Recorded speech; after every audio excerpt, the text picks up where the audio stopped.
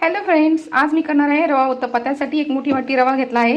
त्यामध्ये कापलेली हिरवी मिरची, थोडासा कांदा, कोथिंबीर आणि एक कच्चा बटाटा किसून घेतला आहे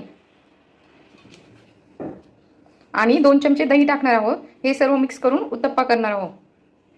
हे बघा, आपले छान असे हे मिश्रण तयार झाले आहे। यामध्ये आपल्या आवडीनुसार आपण टोमॅटो, गाजर बारीक कापून टाकू शकतो। आता आपण याचे पॅनवर उत्तप्पे काढणार आहोत।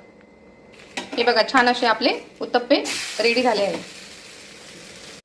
हॅलो फ्रेंड्स, आज मी करणार आहे रवा उत्तप्पा। त्यासाठी एक मोठी वाटी रवा घेतला आहे। त्यामध्ये कापलेली हिरवी मिरची, थोडासा कांदा, कोथिंबीर आणि एक कच्चा बटाटा किसून घेतला आहे आणि 2 चमचे दही टाकणार आहोत। हे सर्व मिक्स करून उत्तप्पा करणार आहोत।